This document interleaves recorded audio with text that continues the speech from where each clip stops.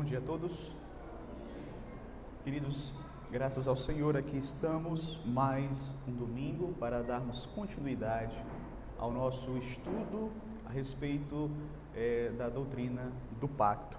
Antes de nós iniciarmos, nós vamos orar, vamos nos dirigir a Deus, pedindo a Ele a sua iluminação para o nosso aprendizado nesta manhã.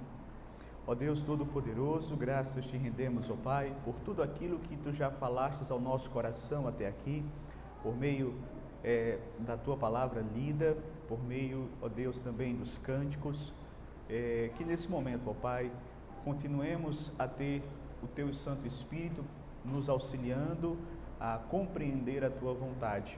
E desta feita, Senhor, no estudo da doutrina do pacto, como temos aprendido verdades tão profundas, ó Deus, através dessa doutrina, que nesta manhã, mais uma vez, o Senhor nos conduza ao verdadeiro aprendizado da Tua palavra, nos ajuda, Senhor, a entendermos de fato, Senhor, esta doutrina de forma fiel, de forma correta, conforme Tu deixaste devidamente registrada para nós nas Sagradas Escrituras. Assim nós te rogamos e te pedimos, em nome de Jesus.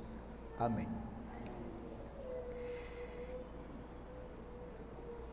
Amados, a doutrina do pacto é certamente um estudo que abre a nossa mente para compreendermos a maneira como Deus se relaciona com o homem. Certamente, os estudos que nós temos tido nos domingos pela manhã, analisando os vários pactos de Deus com o homem no decorrer das Sagradas Escrituras, tem nos feito compreender mais como Deus se relaciona com o ser humano. E, inicialmente, queridos, nós tivemos a oportunidade de estudarmos o Pacto das Obras, aquele pacto que foi realizado lá no Éden, com Adão, e nós vimos como foi o desfecho dele, como Adão quebrou o pacto e, juntamente com ele, todos nós caímos. Contudo, queridos, nós temos nos concentrado mais nos últimos domingos no estudo do Pacto da Graça. O Pacto da Graça, que teve a sua primeira manifestação lá em Gênesis capítulo 3, versículo 15, quando Deus prometeu o descendente da mulher que esmagaria a cabeça da serpente, ou seja, ali nós temos a primeira promessa do Messias, do Filho de Deus que viria para destruir Satanás. Em seguida, queridos, nós também vimos as outras manifestações na antiga dispensação do Pacto da Graça. Nós vimos que Deus realizou pactos com personagens bíblicos. O primeiro desses pactos foi justamente realizado com Noé, o pacto da preservação, por meio do qual Deus se compromete a preservar todas as condições de vida necessárias para que os seus planos se concretizassem, para que o pacto da graça pudesse ser assim plenamente cumprido. E no último domingo nós tivemos o estudo a respeito do pacto de Deus com Abraão. Na verdade, nós tivemos dois estudos a respeito do pacto com Abraão, também conhecido como o pacto da promessa. Nós vimos que Deus fez a Abraão uma promessa de ser o seu Deus e o Deus da sua descendência. Deus havia concedido a Abraão também promessas referentes à terra, à descendência, a esta relação abençoadora. E por fim também nós vimos que Deus instituiu a circuncisão como selo deste pacto.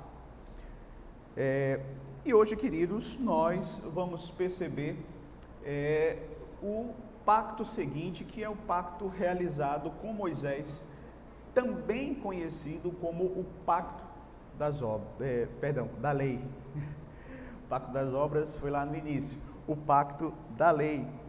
E este pacto da lei, meus queridos, ele vai ser então realizado por Deus com Moisés, Deus vai de uma forma muito especial entregar a Moisés a sua vontade escrita, para que tanto Moisés quanto o povo, quanto o ser humano pudesse conhecer melhor a vontade de Deus e viver por meio dela, obedecê-la e buscando assim agradar ao Senhor nosso Deus. Então, como nós temos feito, nós vamos ver alguns pontos que nós consideramos de relevância para entendermos este pacto também, o pacto da lei.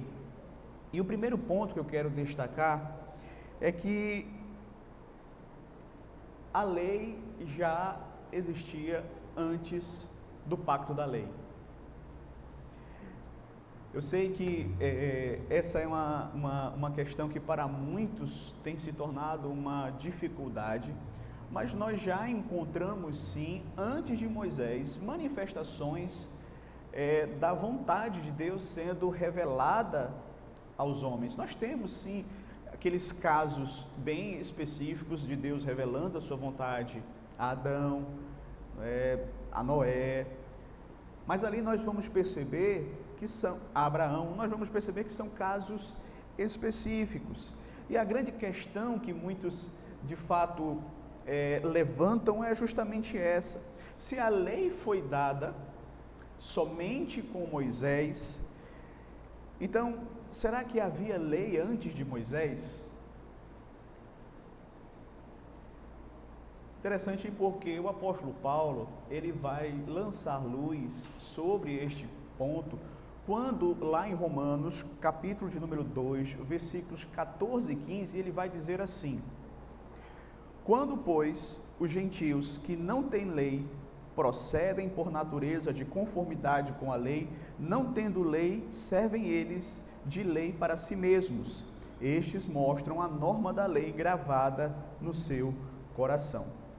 Veja, queridos, que Paulo deixa claro aqui que ao criar o homem, a sua imagem e semelhança, Deus, ele gravou no coração deste homem a sua lei. É claro, é óbvio que com a queda, esta compreensão da lei, ela foi drasticamente afetada, mas mesmo assim o ser humano, ele possui a norma da lei ainda gravada no seu coração. Ao ponto do apóstolo Paulo afirmar aqui, não é, que mesmo os pagãos, aqueles que não tiveram nenhum contato com a lei de Deus, mesmo assim eles mostram a lei gravada nos seus corações, porque eles fazem coisas certas e erradas, ou seja, eles têm os seus próprios códigos de ética, ainda que primitivos, mas é com base nessa concepção de certo e errado, oriunda da lei que encontra-se gravada em seus corações. Então, nós vamos perceber, queridos, que muito embora o homem tenha recebido a lei escrita através de Moisés, mas a lei já estava devidamente gravada no coração dele desde sempre, desde quando Deus o criou. E foi com base justamente nesta lei gravada no coração do homem que Deus condenou homens e mulheres que viveram antes de Moisés. Deus os condenou porque, de fato, eles já tinham recebido a lei. Nós podemos mencionar vários exemplos. Um deles é o exemplo de Caim.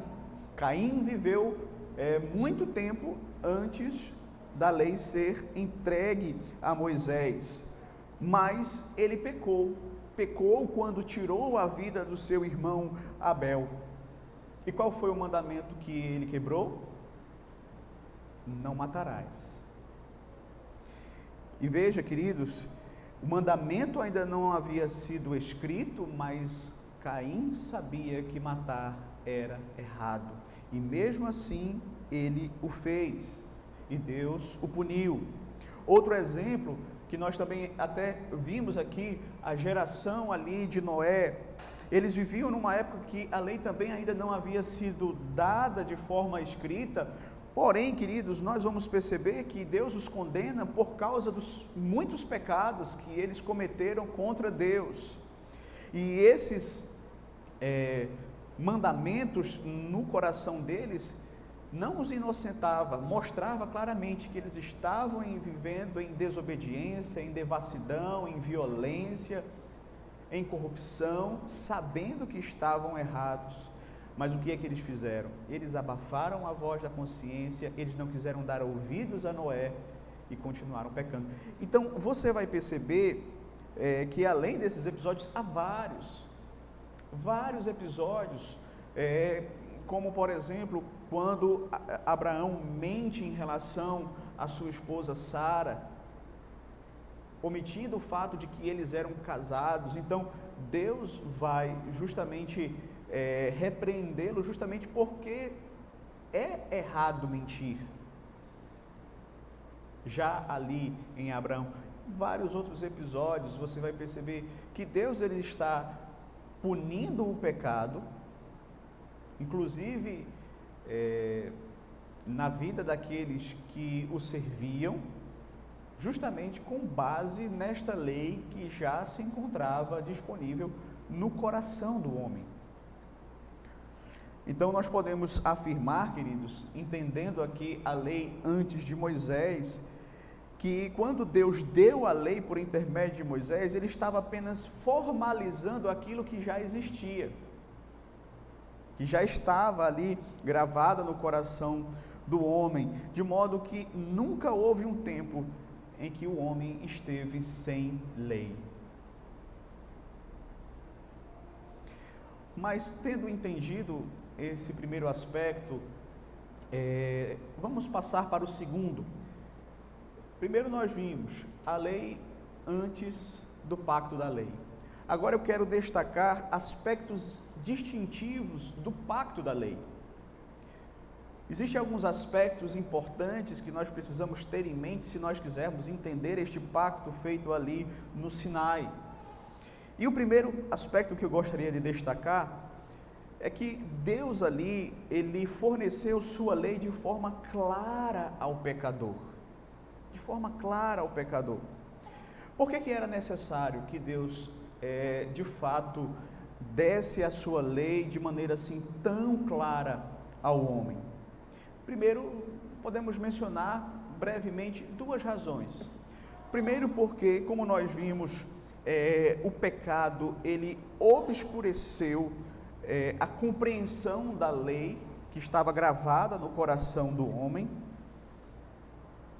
Então, se antes Adão, antes de ter pecado, ele tinha uma compreensão mais clara da vontade de Deus, uma compreensão sem nenhuma mancha do pecado, quando ele caiu, o entendimento do homem, a compreensão do homem a respeito da lei, ela ficou obscurecida, ela foi afetada, ela foi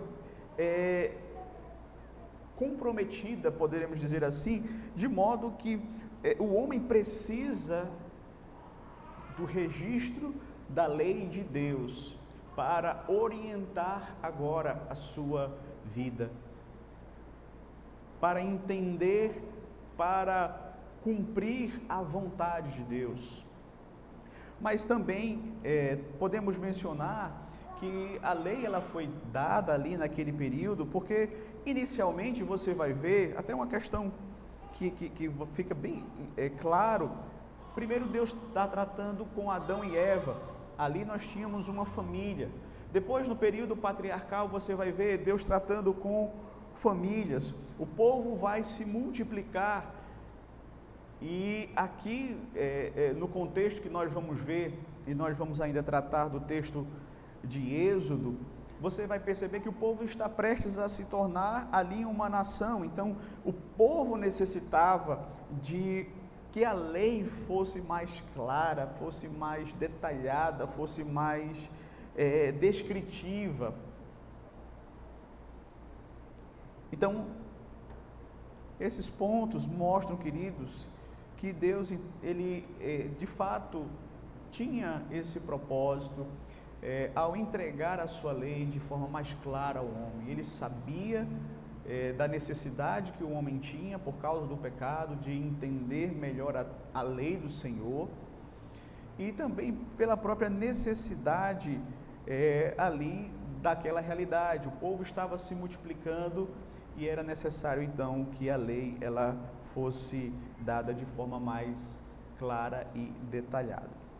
Mas em segundo lugar, a lei entregue a Moisés, ela não anulou a promessa feita a Abraão. E aqui é importante nós destacarmos este ponto, porque há uma linha de interpretação que defende que quando o povo de Israel recebeu a lei por intermédio de Moisés, não é, e se comprometeu a obedecer aquela lei, eles estavam trocando um relacionamento que tinha por base a promessa, por um outro relacionamento que tinha por base a lei. E ao fazer isso, o povo de Israel se deu mal, não é? Abandonaram a promessa, foram para a lei e se deram mal. Isso é a visão errada. Mas veja que não foi isso que aconteceu, de acordo com o apóstolo Paulo, porque Paulo vai dizer em Gálatas capítulo 3, verso 17: e digo isto, uma aliança já anteriormente confirmada por Deus, a lei que veio 430 anos depois, não a pode abrogar, de forma que venha a desfazer a promessa. Então veja que a lei de Deus, ela não desfez a promessa feita a Abraão. E Paulo mostra aqui de maneira muito clara que a lei não anulou a promessa. Na verdade, veja, é o progresso da revelação. É uma questão tão lógica. Deus está tratando de forma progressiva com o seu povo e Ele agora está trazendo a lei ou adicionando a lei dentro deste ambiente em que o povo está necessitado desta compreensão e havia se multiplicado. Então, dentro do progresso da revelação, a lei ela não veio para desfazer o que já existia antes, não, ela veio para somar, para acrescentar revelação, para acrescentar a compreensão e o conhecimento da vontade de Deus. Paulo faz questão de mostrar isso aqui. Não eram dois sistemas diferentes. Deus tentou um, não deu certo, tentou outro, não deu certo, e aí vai assim, tentando até chegar a Cristo. Mas em terceiro lugar, o pacto da lei passou por um processo de confirmação e ratificação, conforme registrado em Êxodo, os capítulos 19 até ao 24. É interessante porque quando nós estudamos aqui a aliança com Abraão, você vai perceber que Deus estabeleceu a aliança com Abraão lá em Gênesis, através de um processo, não é? Primeiro Deus aparece a ele lá no capítulo 12, vai antecipando as promessas. Depois no capítulo 15, Deus então faz ali aquela cerimônia, né? Ele ratifica ali o pacto com Abraão. Em Gênesis 17, ele vai entregar o selo do pacto, que é a circuncisão. Há um processo. Aqui também nós vamos perceber que no livro de Êxodo, do capítulo 19 até o 24, é justamente esse processo. Primeiro, no capítulo 19, é descrito ali o início do pacto, onde Deus promete proteger e abençoar Israel se eles adorassem somente a Ele e seguissem os seus mandamentos. Já em seguida, do capítulo 20 até o capítulo 23, nós vamos ver a regulamentação do pacto. Capítulo 20, do verso 1 até o verso de número 17, você vê Deus entregando os 10 mandamentos, né? O resumo da sua lei, esta lei que era gravada em tábuas de pedra. Você vai perceber ainda de Êxodo 28, 20, do verso 18 até o verso 23, Deus ordenando que Moisés escrevesse o livro do pacto, que continha os 10 mandamentos, que continha leis civis de Israel. E no capítulo 24, nós vamos perceber ali justamente a ratificação do pacto da lei, onde Deus ali fala ao povo e o povo se compromete a obedecer à lei de Deus, conforme nós podemos ver em Êxodo 24, do 7 ao 8. Diz assim: e tomou o livro da aliança e o leu ao povo, e eles disseram: tudo o que falou o Senhor faremos e obedeceremos. Então tomou Moisés aquele sangue e o aspergiu sobre o povo e disse: eis aqui o sangue da aliança que o Senhor fez convosco a respeito de todas estas palavras. Então ali estava sendo instituído o pacto da lei. Mais na frente Deus vai entregar as leis cerimoniais e tudo mais, mas aqui de fato esta instituição. Agora, é importante nós entendermos ainda a respeito desses aspectos distintivos do pacto da lei, entendermos que Deus concedeu leis a Moisés que podem ser classificadas em 3 aspectos importantes, em 3 distinções importantes. Primeiro, Deus entregou leis civis. O que era de fato a lei civil? Era a legislação dada à sociedade israelita, à nação de Israel, para de fato regular a vida em sociedade. Israel vivia dentro de uma teocracia e, como tal, Deus então institui ali leis que devem servir de norma para reger a vida social do povo. Normas que diziam respeito à propriedade, normas que diziam respeito ao cuidado com a vida, enfim, várias normas sociais que regiam a relação entre os membros ali do povo de Israel. Mas Deus também entregou uma lei que era a lei cerimonial, que prescrevia os sacrifícios e todo aquele simbolismo cerimonial ali do Antigo Testamento.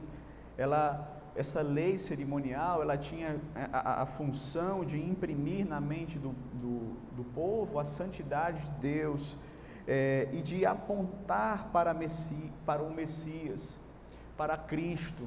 Então nós vamos ver os sacrifícios, todo aqueles rituais, como prefigurando o Messias que viria, sem o qual não podia haver esperança, ok?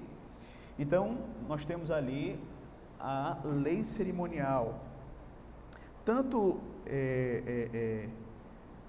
a lei civil como a lei cerimonial, nós sabemos, elas não são mais aplicadas hoje. Nós não vivemos mais numa teocracia e, com a vinda do Messias, aquilo que era sombra ficou para trás. Não são mais necessários sacrifícios cruentos, ok?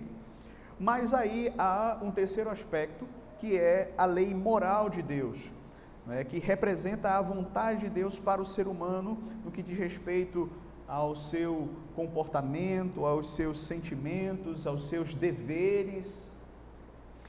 Então, queridos, a lei moral, ela tinha a finalidade de deixar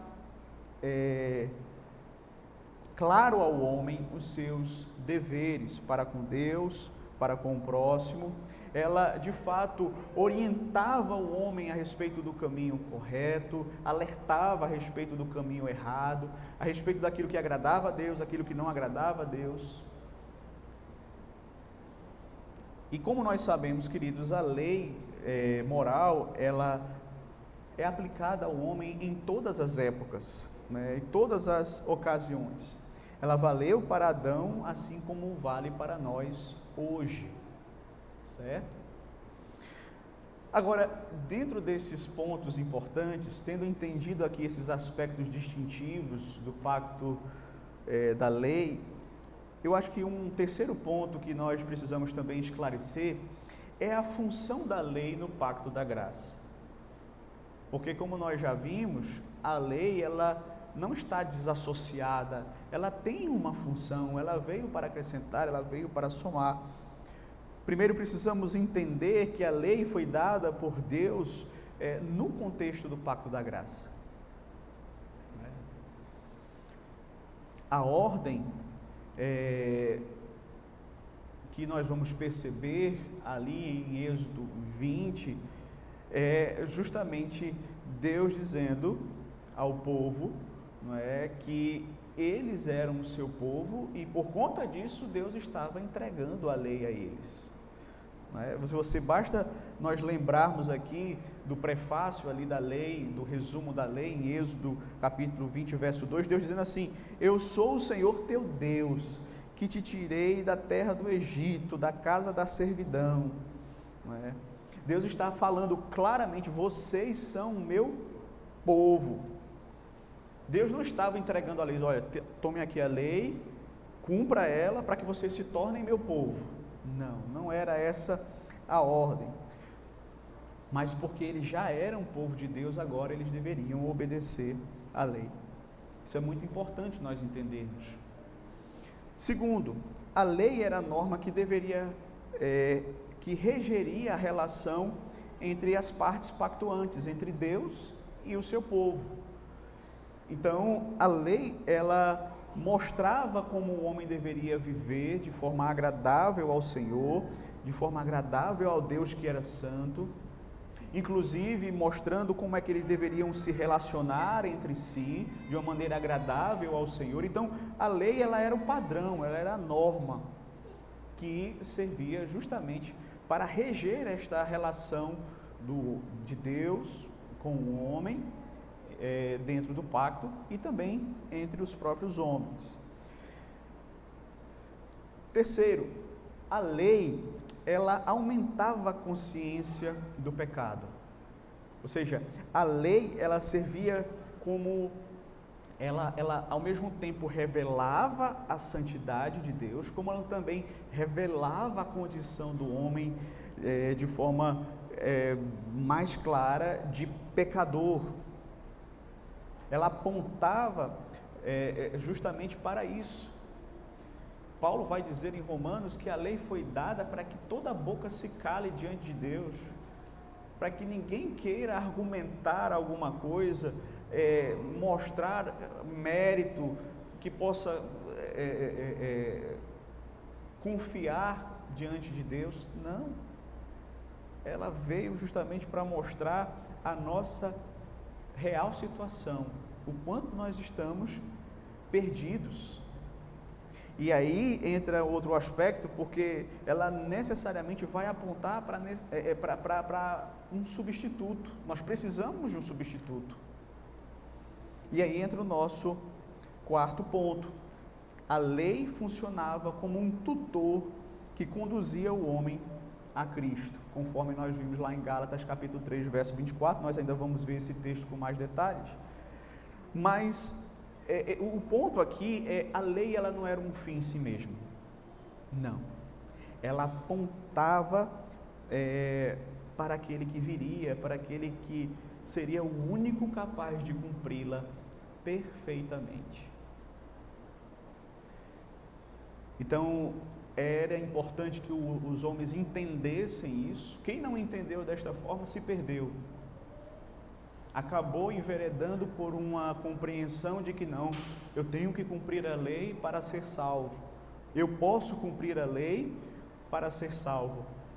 Só que quando Deus entregou a lei ao homem, não foi para que ele fosse salvo mediante a lei. Gálatas vai dizer isso, né? Mas veja que até mesmo na lei, e aqui é importante você prestar bem atenção, quando Deus prescreve na lei sacrifícios de animais, Ele estava deixando claro que o povo não ia conseguir cumprir perfeitamente a lei. Ou seja, os sacrifícios eram uma prova de que o povo precisava de substituto. E aí eu quero citar aqui um professor meu, num dos seus artigos, professor da época do seminário, que ele diz assim: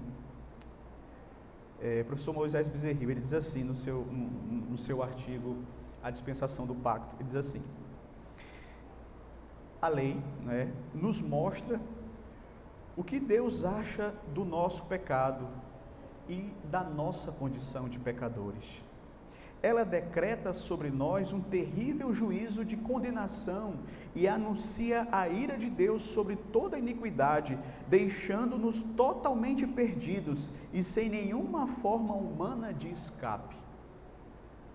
Mas, como já dissemos, se ela, a lei, nos fala de derramamento de sangue, isso quer dizer que a salvação não está nas possibilidades humanas, mas em Deus, e que o homem deve recorrer à sua graça salvadora.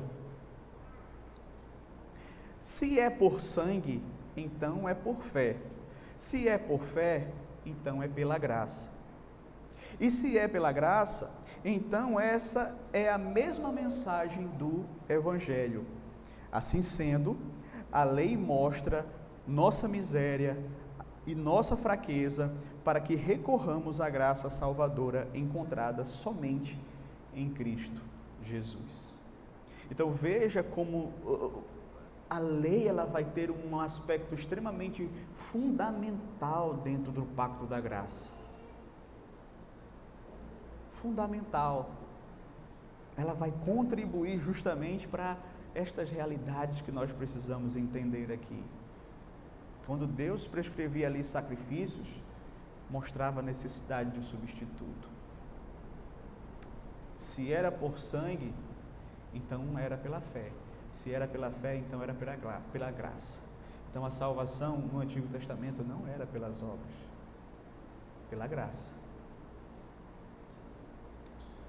Pela graça, no sentido de a fé no Messias que viria, seria o nosso substituto. Agora aqui é importante, nós precisamos deixar claro um quarto ponto, não é? Nós vimos aqui o papel, não é? Agora no terceiro ponto do pacto da lei dentro do pacto da graça, mas o quarto ponto que eu quero destacar é a lei e Cristo. É importante nós entendermos isso porque o fim da lei é Cristo, não é? Romanos 8,30 vai dizer isso. Porque o fim da lei é Cristo, para a justiça de todo aquele que crê. E aí a grande questão é, o que é que significa esse termo fim? Porque o fim da lei é Cristo. Veja, na língua grega, essa palavra ela tem duas conotações. Ela tem a conotação de término e também de cumprimento. Término, conclusão, cumprimento, perfeição, certo? Então, nós vamos perceber que Cristo, de fato, ele vai mostrar que ele veio para colocar um fim à lei no sentido, podemos dizer, no sentido cerimonial, certo? Mas existem outros pontos e aspectos também da lei que Cristo também veio para pôr um fim. E como é que ele fez isso? Aí entra a questão do cumprimento, porque ele cumpriu perfeitamente esta lei, certo? Ele satisfez a lei. Mas é interessante, eu quero tirar algumas lições a respeito disso. Porque Cristo é o fim da lei, não é? Podemos trazer aqui alguns pontos importantes. Primeiro, Cristo é a intenção da lei. A lei sempre conduz o homem a Cristo. Nós acabamos de ver aqui, não é?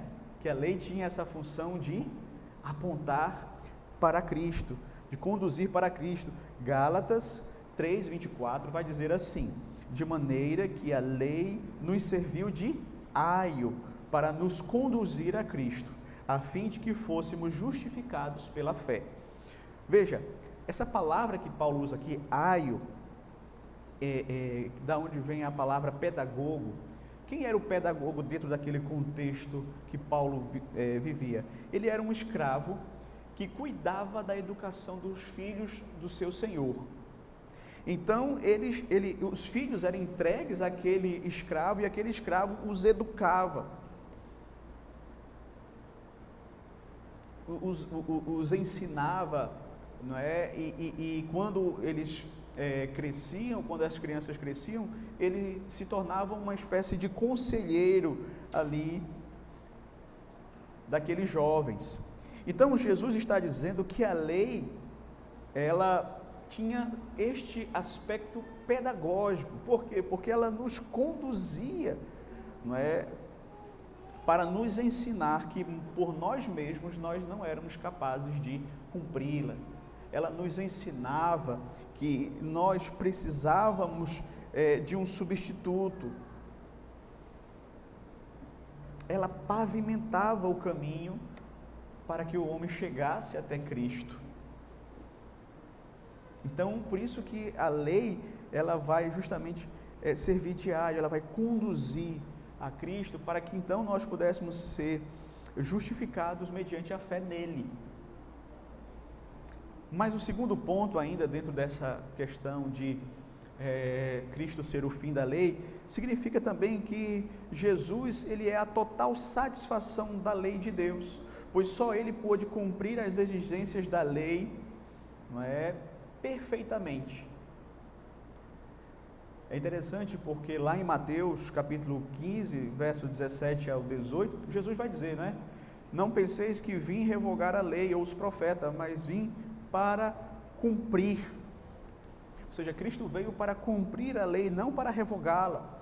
E sem dúvida ele cumpriu de forma perfeita, porque ele de forma ativa obedeceu todos os mandamentos e de forma passiva ele se submeteu à condenação da lei que estava destinada a nós. Então ele obedeceu de forma perfeita, ele cumpriu de forma perfeita. E é interessante porque no próprio texto o Senhor Jesus vai deixar claro que ele não veio para revogar a lei, ele veio para revogar a maldição da lei sobre os eleitos, mas não para revogar a lei. A lei continua com o seu papel de ensinar o homem a vontade de Deus. O problema não está na lei, Paulo já vai dizer isso, né? O problema nunca esteve na lei, o problema está no pecado que habita em mim, no fato de que eu sou pecador. A lei é santa, justa e boa, porque ela é um reflexo do caráter de Deus. O problema sou eu, que não consigo me adequar a ela. Então, ela me condena, mas ela me mostra o escape. Olha, você precisa de Cristo. Você precisa de Cristo.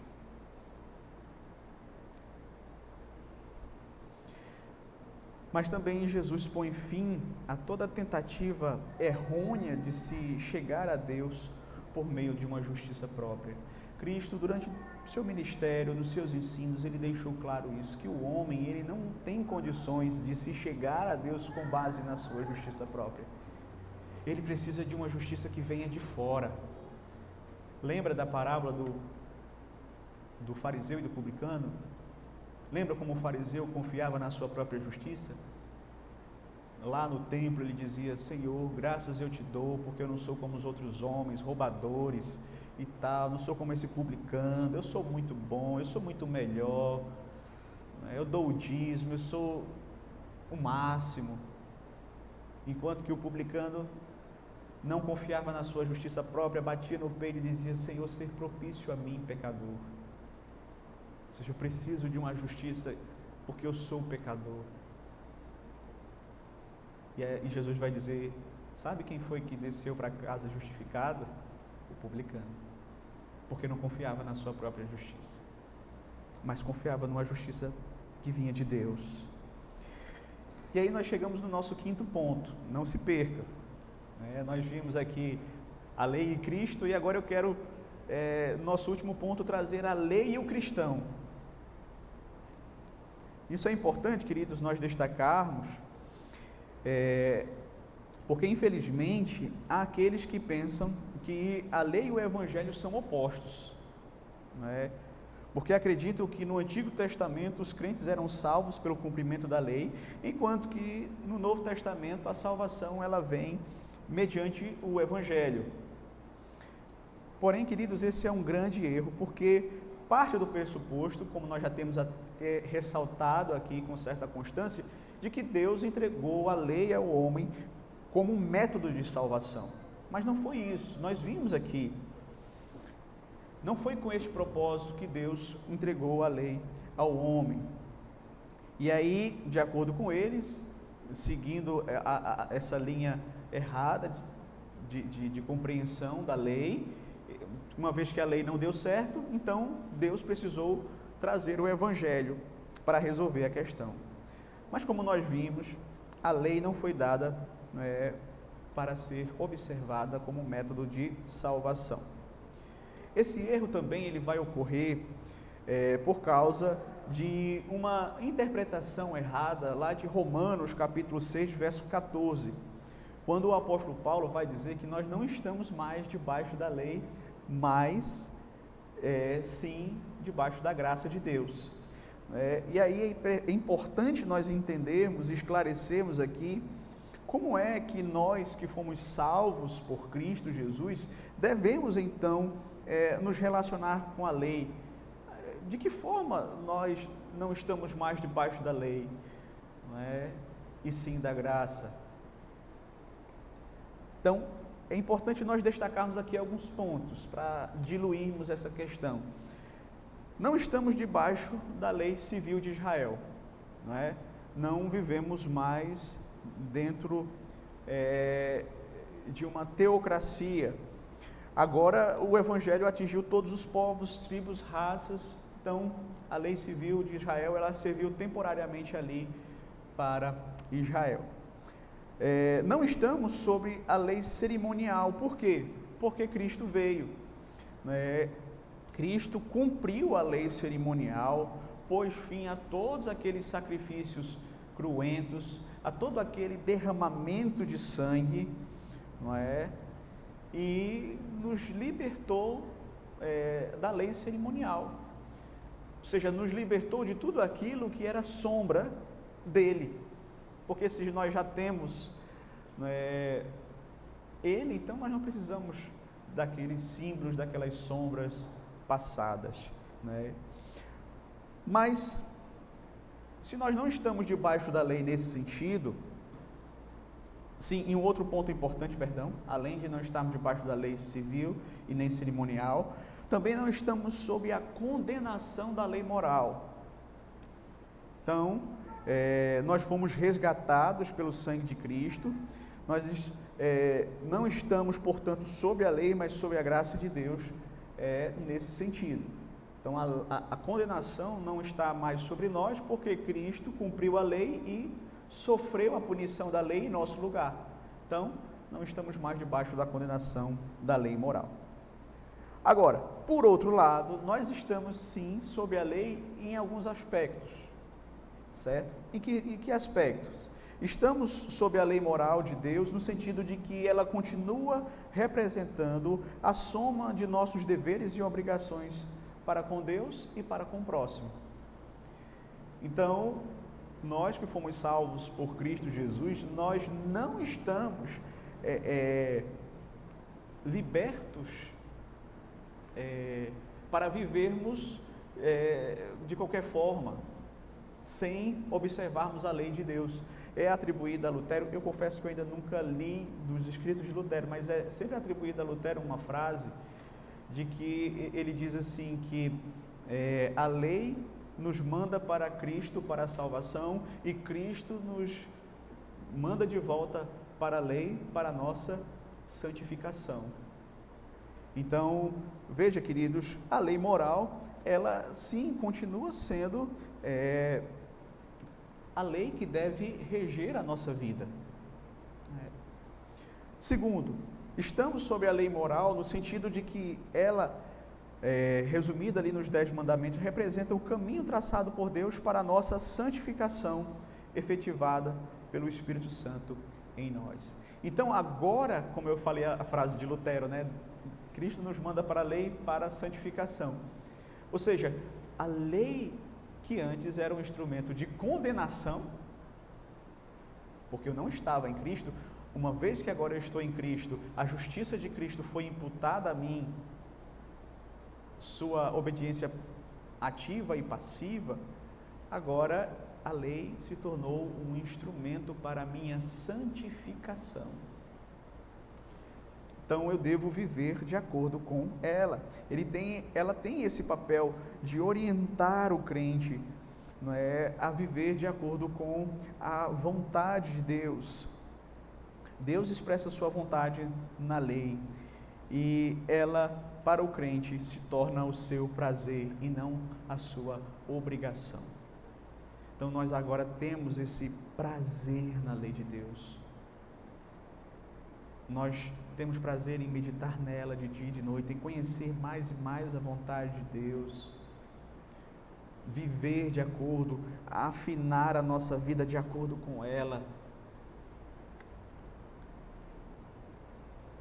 A lei também nos exorta, ainda que convertidos, o Senhor, Ele mostra claramente que nós precisamos, por conta da fraqueza da nossa carne, sermos cada vez mais advertidos pela lei, para que possamos continuar firmes, mortificando o pecado, buscando cumprir a vontade do Senhor. E aí, queridos, para concluirmos, nós traremos algumas aplicações dessas verdades para as nossas vidas. Primeiro, o homem, tanto crente quanto descrente, deve obediência à lei moral de Deus. Não é? Então, independentemente de sermos crentes ou não, Deus requer do homem que ele cumpra a sua lei moral. E o juízo final, Deus vai julgar os homens de acordo com a sua lei, de acordo com os 10 mandamentos. E esses 10 mandamentos, eles julgam não apenas os nossos atos externos, mas as intenções do coração. Ao ponto do Senhor Jesus Cristo deixar claro: se você odiar o seu irmão, você já quebrou o mandamento: não matarás. Claro, não assassinarás, né? Nossa tradução, ela tem essa pequena falha. E se você tirar a vida da outra pessoa injustamente, você também está quebrando o mandamento. Se você olha para uma mulher ou para um homem com intenção impura, você já adulterou com essa pessoa no coração. Se você consuma, também é um pecado de adultério. Então, queridos, a lei de Deus, ela não passou. Muitos acreditam que a lei não precisa ser observada, não, mas está lá, os 10 mandamentos. Você não pode viver em não conformidade com aquela lei que está ali, certo? E se você é um descrente, saiba que a lei de Deus deve te levar ao arrependimento e à fé em Jesus Cristo. Isso é muito importante que você entenda, caso você ainda não seja um crente em Cristo Jesus. A lei, ela foi dada a você para mostrar a você o quão pecador você é. Porque veja, por causa do pecado, você se acha alguém que não é tão pecador assim. Você acha que você é alguém que, no final das contas, existem muitas pessoas que fazem coisas piores do que você, então Deus vai encontrar um lugarzinho bom para você lá no céu, porque você, afinal de contas, não foi tão ruim aqui neste mundo. Mas não é assim. A lei vai mostrar para você: ninguém pode ser salvo por méritos, por obras, por bom comportamento. Porque a lei exige perfeição, e essa perfeição não tem como você dar, só Cristo. É por isso que você precisa se arrepender, abandonar qualquer justiça própria e confiar naquilo que Cristo fez, tanto na sua vida quanto na sua morte, por você. Confiar na obra sacrificial de Cristo. A lei foi dada para te conduzir a Cristo, para que você se arrependa, para que você reconheça que você necessita de um substituto, de alguém que faça aquilo que você não fez e que pague o preço que você não quer pagar, ou seja, passar a eternidade toda no inferno. Terceiro, Cristo obedeceu à lei tanto ativamente quanto passivamente, e por isso os crentes devem ser extremamente gratos a Ele. E aqui é interessante, queridos, quando nós olhamos para a lei e ela nos humilha, porque ela mostra quão pecador nós somos, o quão incapazes nós somos de atender às suas demandas, porque o apóstolo Tiago vai dizer que se você cair em um dos mandamentos, você já quebrou todos os outros, ou seja, não tem como. Mas aí você vê que Cristo encarnou, obedeceu, se sacrificou, fez tudo isso por você. E aí, há ou não um sentimento de gratidão no nosso coração? Com certeza há. E essa gratidão vai ser manifesta e deve ser manifesta também em buscar fazer a sua vontade, ou seja, viver em obediência à lei. Quarto, a lei de Deus orienta nossas vidas, ao mesmo tempo ela revela a santidade de Deus e também a nossa pecaminosidade. Então, a lei, ainda mesmo para aqueles que estão em Cristo, ela deve, a cada dia, cada vez mais, na medida que você lê a lei, você vai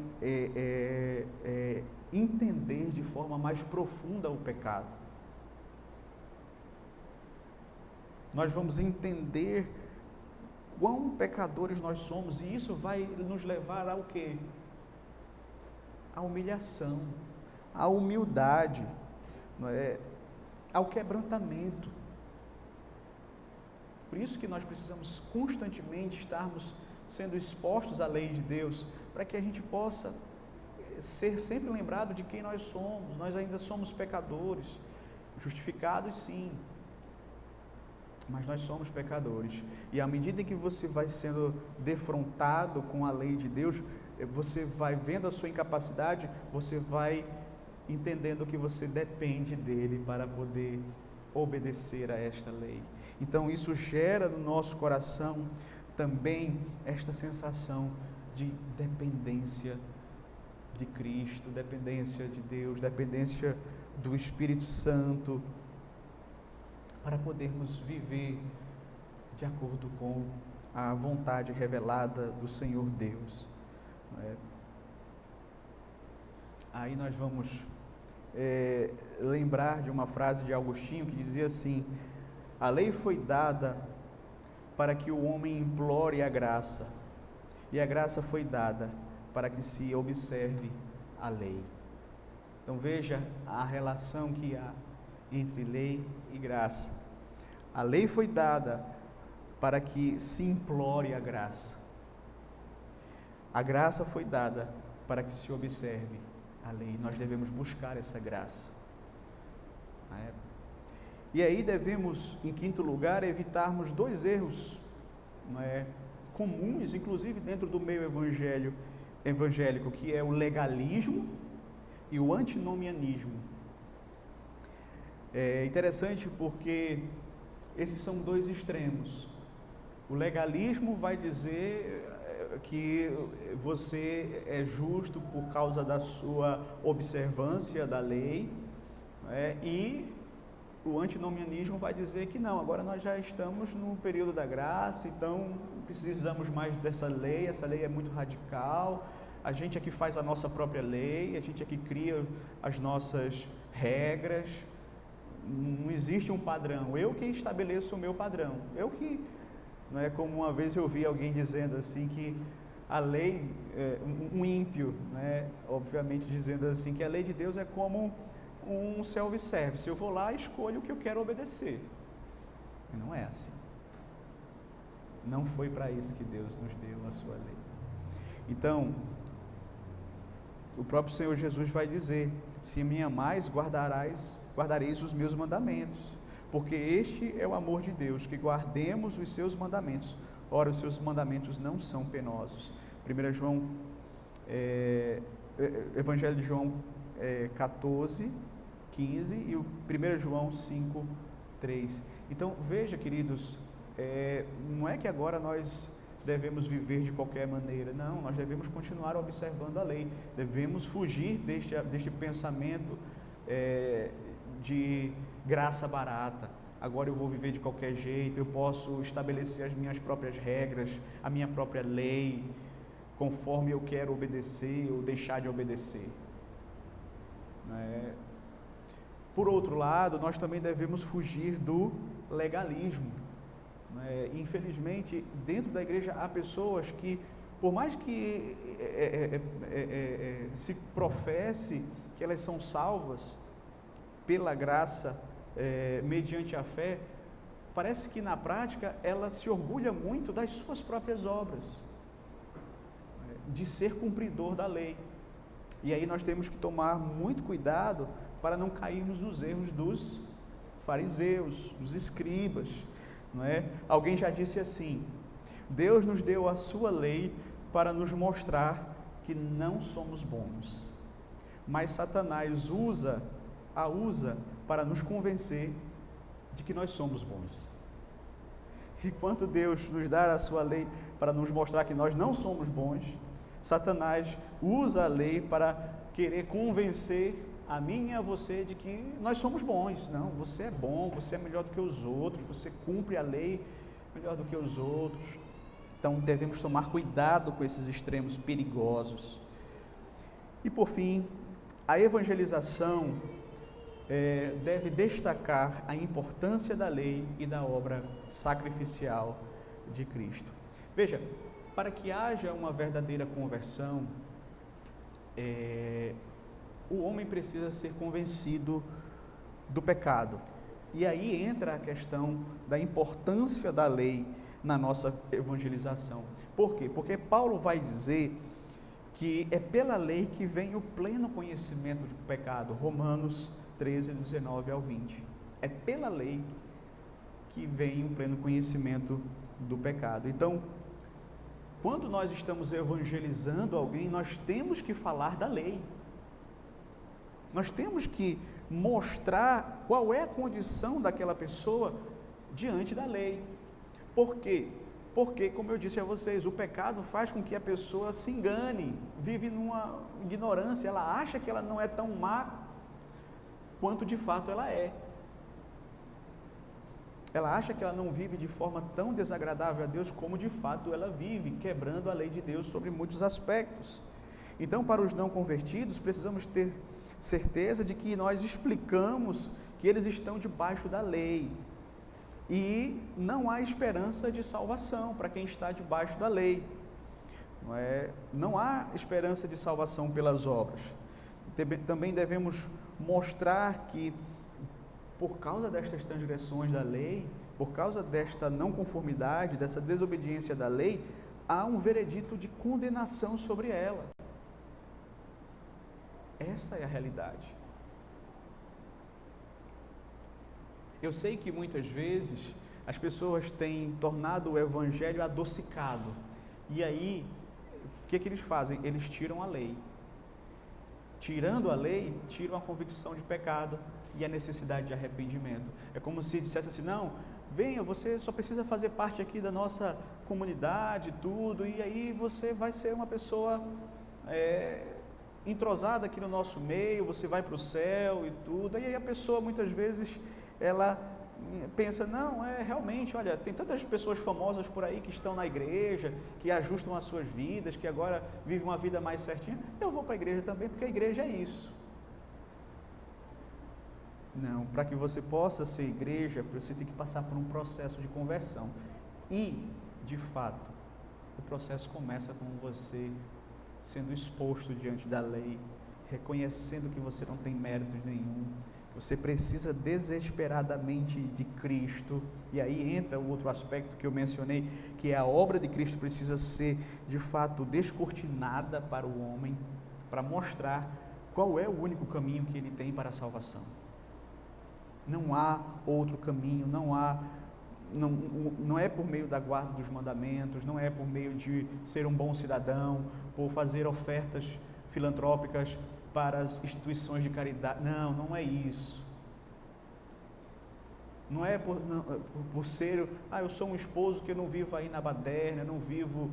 Não, nada disso vai salvar você. Você precisa de fato de Cristo, porque é um veredito de condenação sobre você. Você é devedor da lei. E se você não, de fato, for a Cristo e ter a sua conta paga por Ele e receber o saldo dele, né, que é a vida de obediência que Ele teve em seu favor, sendo creditado a você, você está perdido. Que nós possamos também incluir a lei na nossa evangelização, porque ela tem que estar lá. Que Deus em Cristo nos abençoe, meus queridos, que Ele possa, de fato, nos fazer compreender cada dia mais a sua palavra, a sua lei. Amém.